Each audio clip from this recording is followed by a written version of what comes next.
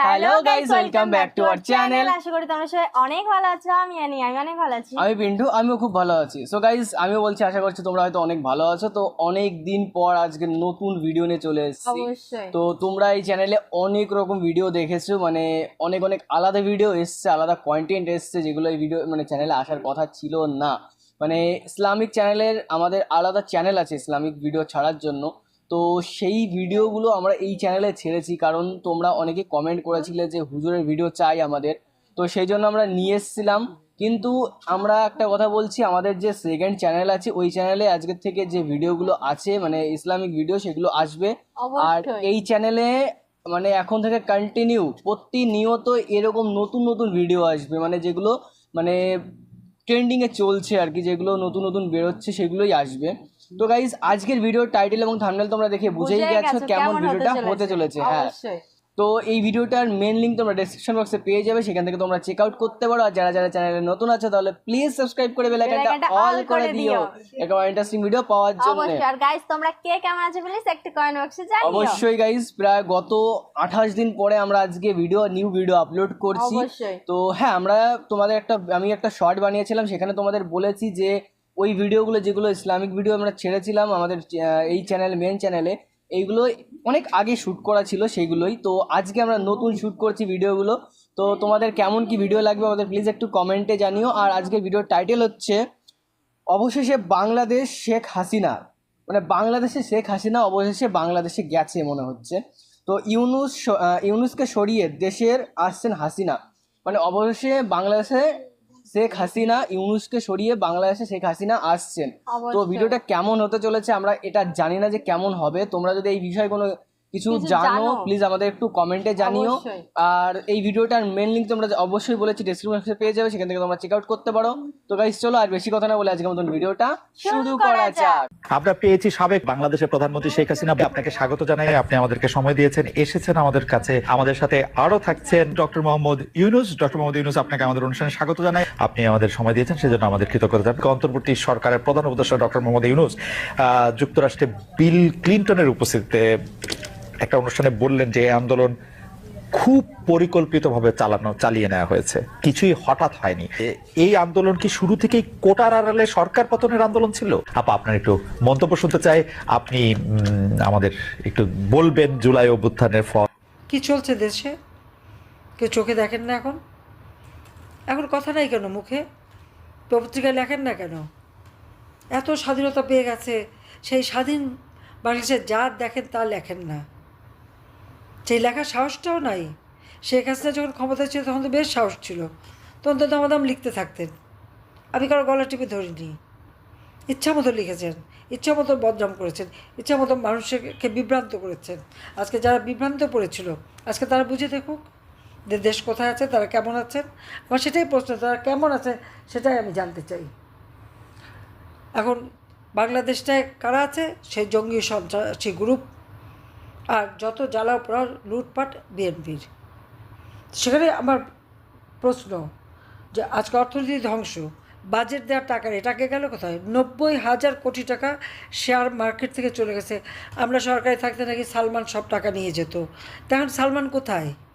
এখনকার টাকাটা কে নেয় বলার সাহস আছে কারো? আমি ডেইলি স্টার, প্রথম আলো সবাইকে বলবো, তখন তো বড় গলা করে বলতেন। এখন একবার বলেন তো টাকাটা কে নিয়েছে? সেই সাহস আছে কিনা সাহস দেখান। আপনারা নাকি একবারে সাংবাদিক, খুব সাংঘাতিক। আপনাদের পত্রিকার প্রতি কোনো এম্বার্গো নেই, তাহলে আপনারা লিখতে পারেন না কেন? অন্য পত্রিকা তো লিখলেই তাদের বিরুদ্ধে মামলা দেবে, জেলে পড়বে। কিন্তু এই দুটো পত্রিকার উপরে তো কোনো রকম বাধা নাই। তাদের তো আর ওই ইউনুস সেন্টারের কন্টেন্ট দিয়ে লিখতে হয় না, তা তারা সত্যি কথাটা লেখে না কেন? যা দেখেন তাই বলেন, লেখেন, দেখি কোথায় সাহস। সে সাহস এখন আর কেউ দেখাবেন না বা লিখবেন না, কারণ গণতন্ত্র মানে হলো জঙ্গিদের শাসন। ইউনুস তো জঙ্গি নেতা, জঙ্গি করে আর সন্ত্রাস করেই তো ক্ষমতা এসেছে। মামলা বাংলাদেশে কত হাজার মামলা হয়েছে দেখি, আমাদের পত্রিকাগুলি একবার লিখুক তো, কত হাজার আসামি। শেখ হাসিনা আমলে কি এগুলি হয়েছে? তা এখন যে এই যে হামলা, মামলা, খুন, হত্যা, কারো জীবনের নিশ্চয়তা আছে? আমাদের নারী সমাজ খুব আন্দোলন করেছিল। আমি জিজ্ঞেস করি, 7 জুলাই থেকে 14 জুলাই পর্যন্ত যে আন্দোলন, সেখানে কি এই ছেলে মেয়েদের কোনো বাধা দেওয়া হয়েছে, না তাদের সহযোগিতা করা হয়েছে? মেয়েরা রাত্রেবেলা স্লোগান দেয়, আমি দুশ্চিন্তায় থাকি। আমাদের মানে পুলিশ থেকে শুরু করে, আইজিপি থেকে শুরু করে ঢাকা কমিশনার, আমাদের ছাত্রলীগ, আমাদের নেতৃবৃন্দ, তাদেরকে নির্দেশ এদের নিরাপত্তা দেখা, হলে যা না যাওয়া পর্যন্ত কোনো ক্ষতি কিছু না হয়। এখন তারা বাইরে বেরোতে পারেন না কেন? ভয় পায় কেন? তারা স্বাধীন হয়ে গেছে, সব স্বাধীন হয়ে লুটপাট, বাড়ি বাড়ি লুটপাট, ঘরে ঘরে লুটপাট, এমপি হোস্টেল লুটপাট, আওয়ামী লীগ নেতাকর্মীদের বাড়ি লুটপাট। সেই লুটের মালগুলি গেল কোথায়? আজকে পুলিশ হত্যা হয়েছে, আনসারের লাশ গুম হয়েছে, তাদের বিচার হবে না কেন? কেন বিচার হবে না? আওয়ামী লীগকে তো বিচার চাওয়ার অধিকারই নেই, কারণ আওয়ামী লীগ দেশ স্বাধীন করেছে, দেশের উন্নতি করেছে, সেটাও বড় অপরাধ। তো এই লোকগুলি কী অপরাধ করেছে? ঠিক আজকে যে ঘরে ঘরে হাহাকার, কে দেখে তাদের? এই আহত যারা, যে কটা হত্যা হয়েছে, হত্যাগুলি তো এটা ইচ্ছাকৃতভাবে করা হয়েছে। যারা আন্দোলন করেছে তারাই তাদের মধ্য থেকেই হত্যা করা হয়েছে। আওয়ামী লীগ কোনো হত্যাকাণ্ড ঘটায়নি, আমি কোনো হত্যা করিনি।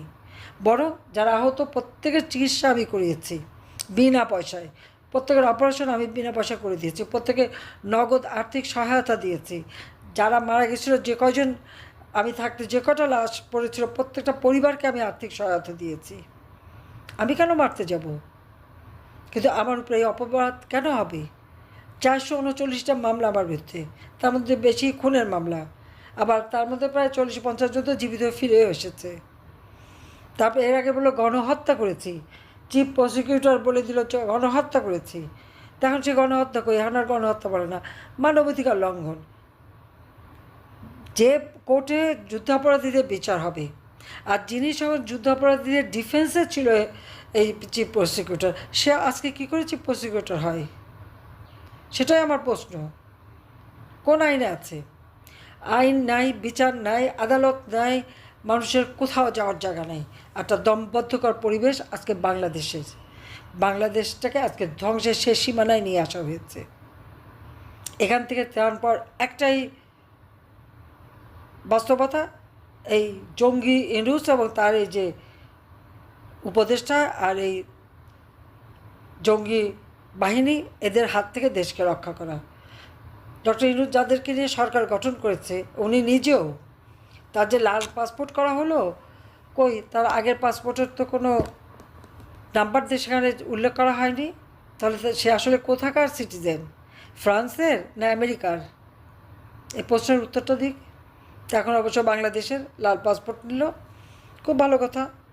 আবার ওনার নাম আপনারা দেখেছেন যে আমাদের সাবেক ভিসি কলিমুল্লাহ, তিনি বলেছেন উনি যখন প্রথম বিবাহ করেন আমেরিকায়, আমেরিকার সিটিজেন, সেখানে নাকি খ্রিস্টান ধর্ম গ্রহণ করতে হয়েছিল।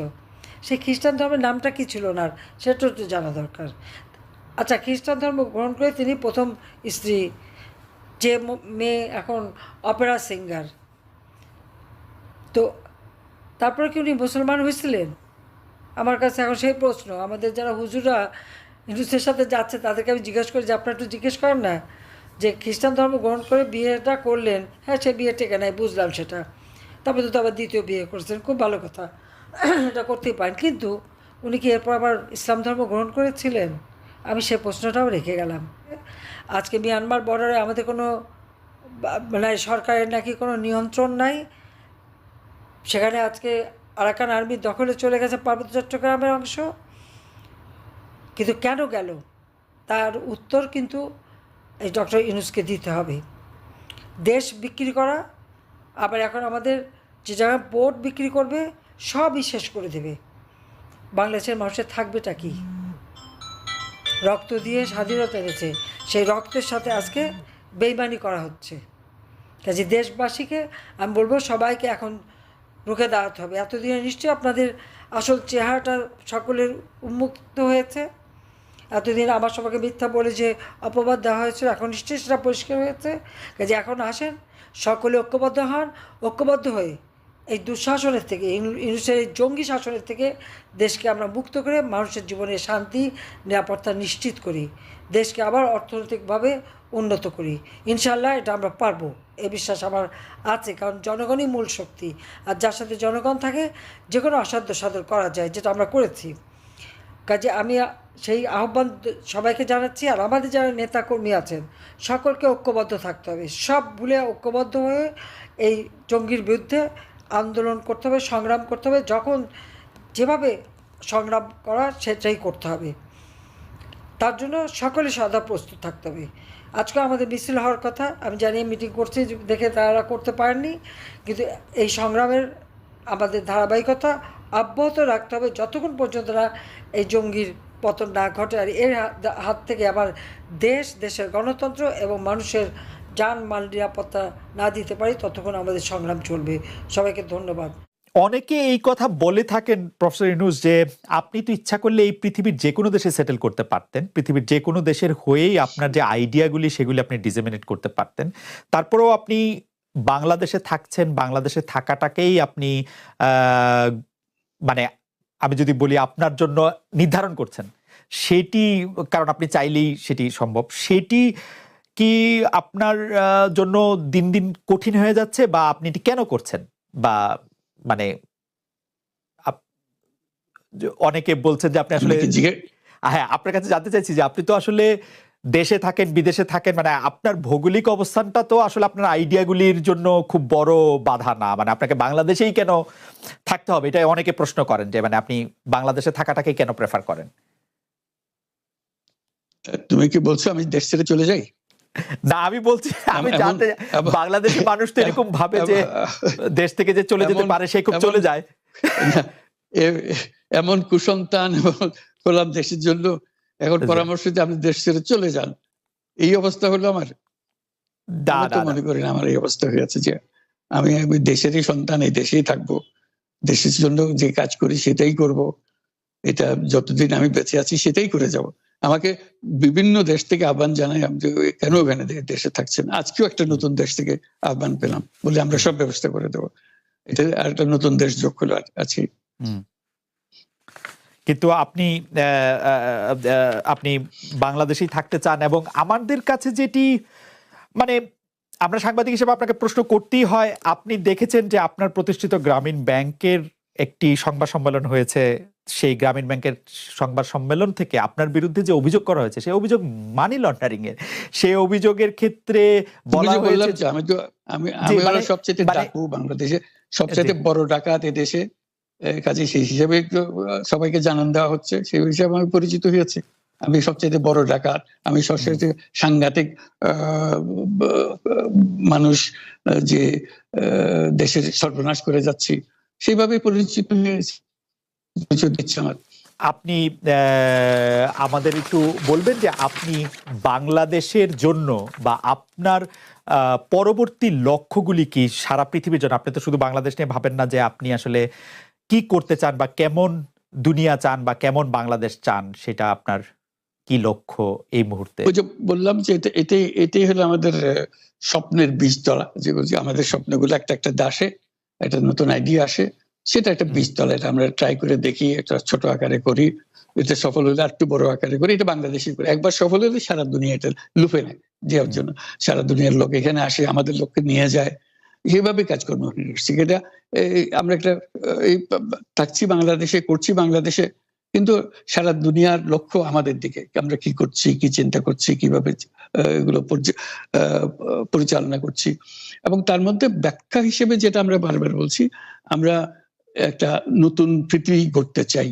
সেই পৃথিবী হচ্ছে ৩ শূন্যের পৃথিবী, এটাও বহুবার বলা হয়েছে, তার উপরে বই লিখেছে। ৩ শূন্যের পৃথিবী কি হবে, যে 0 কার্বন এমিশন, যেহেতু পৃথিবী ধ্বংস হয়ে যাবে এই গ্লোবাল ওয়ার্মিং এর কারণে, একে রক্ষা করতে হলে আমাদের 0 কার্বন এমিশন অ্যাচিভ করতে হবে। কাজে এটা এমন বিশ্ব আমাদের গড়তে হবে যেটা 0 কার্বন এমিশনের বিশ্ব হবে। 0 ওয়েলথ কনসেন্ট্রেশন, আমরা উন্নয়ন বলছি, যে উন্নয়নের সফলতা গুটিকতক মানুষের কাছে যায়। এটা শুধু বাংলাদেশে না, সারা পৃথিবীর এই অবস্থা, যে সমস্ত টাকা গুটি হতে মানুষের কাছে চলে যায়। দুনিয়ার যত সম্পদ আছে এই মুহূর্তে, তার 90% যে সম্পদ এটা হয়তো 5% লোকের কাছে, কাজে 90% 5% লোকের কাছে রয়ে গেল। এবং আগামী দিনে এটার পরিবর্তন অন্যভাবে, 90%-এর জায়গায় এটা 95% হয়ে যাবে, ওই 5%-এর জায়গায় এটা 3% হয়ে যাবে। অর্থাৎ লোকের সংখ্যা কমে যাবে, সম্পদের পরিমাণ তাদের কাছে অনেক বেড়ে যাবে। এটাই হলো বর্তমান অর্থনীতির কাঠামো। আমরা বলছি যে এই কাঠামো যতদিন থাকবে এই পৃথিবী টিকতে পারবে না। আর তো হলো জিরো আনএমপ্লয়মেন্ট। বিশেষ করে আমরা যেটা জোর দিয়ে বলি সেটা হলো যে এই যে আর্টিফিশিয়াল ইন্টেলিজেন্স, এটা পৃথিবীকে ধ্বংস করে দেবে। কাজে তার আগে আমাদেরকে ঠিক করতে হবে টেকনোলজিকে আমরা কতদূর নিয়ে যাব, কোথায় সীমারেখা টানবো, এটা ঠিক করতে হবে। সেই পৃথিবীর নাম দিয়েছি আমরা 3-0 পৃথিবী, 3-0 ওয়ার্ল্ড। এই আমরা একটা পৃথিবী গড়তে চাই যেখানে এই যে zero wealth concentration, zero unemployment এবং জিরো ওয়েলথ আর্টিফিশিয়াল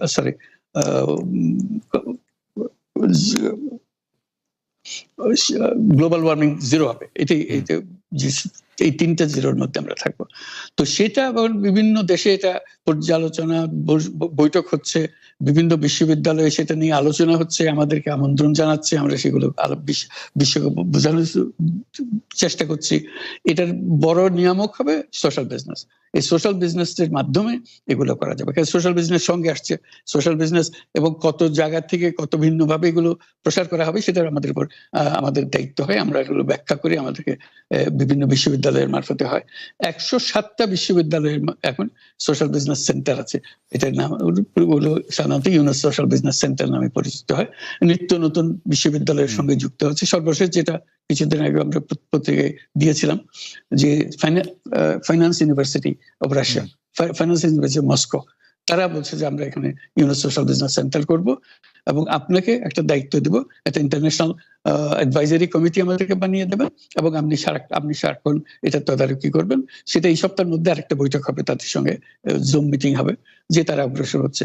অর্থাৎ এটার গতি শুধু সীমাবদ্ধ কোনো বিশেষ ধরনের কাজে না।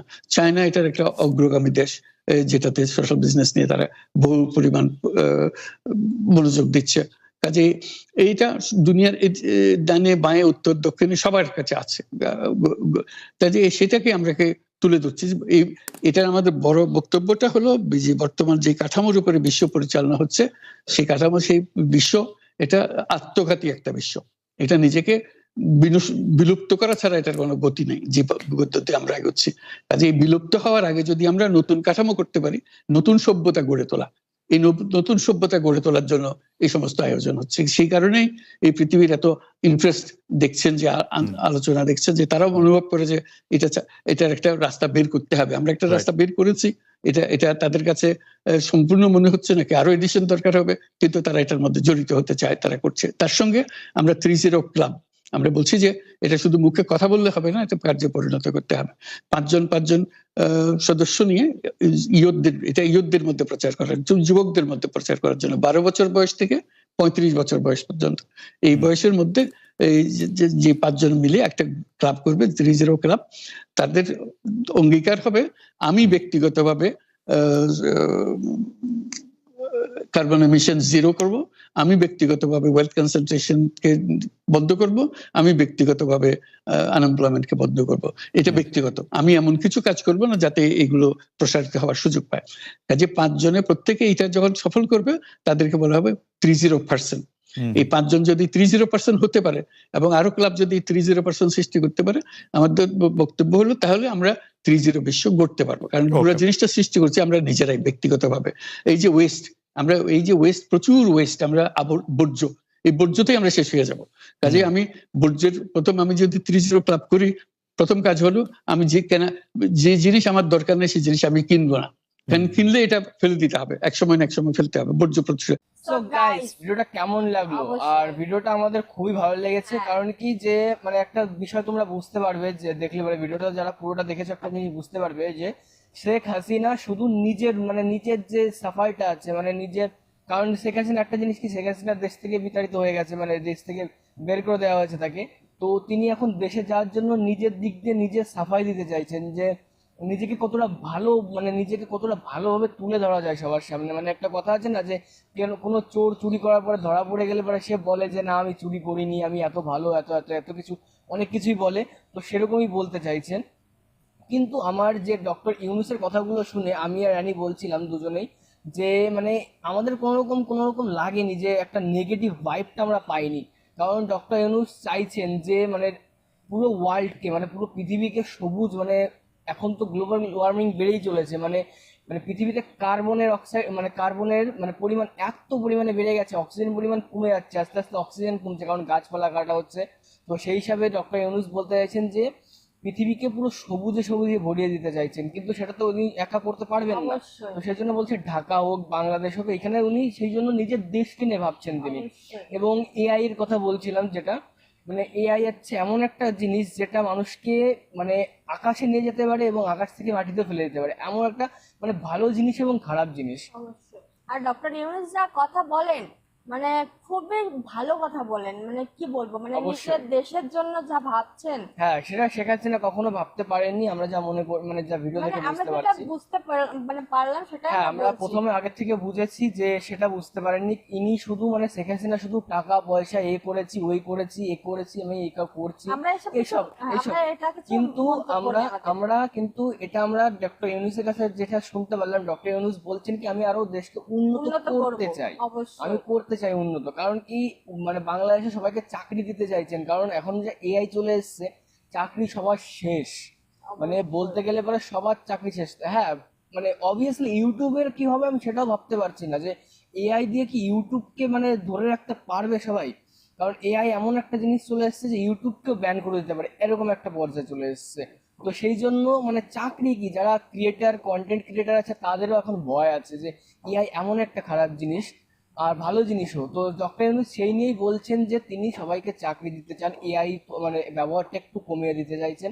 তো ওভারঅল আমি ডক্টর ইউনূসের পক্ষে আছি, কারণ উনি খুবই ভালো কথা বলছিলেন। অবশ্যই। তো তোমরা কার পক্ষে আছো প্লিজ একটু কমেন্টে কমেন্টে জানিও। জানিও।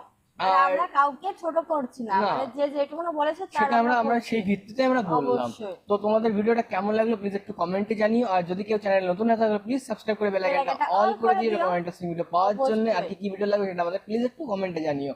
আর তোমরা ভিডিওটা এনজয় করতে থাকো। আজকে মতো আমরা এখানে রাখছি। শুভ সন্ধ্যা, টাটা।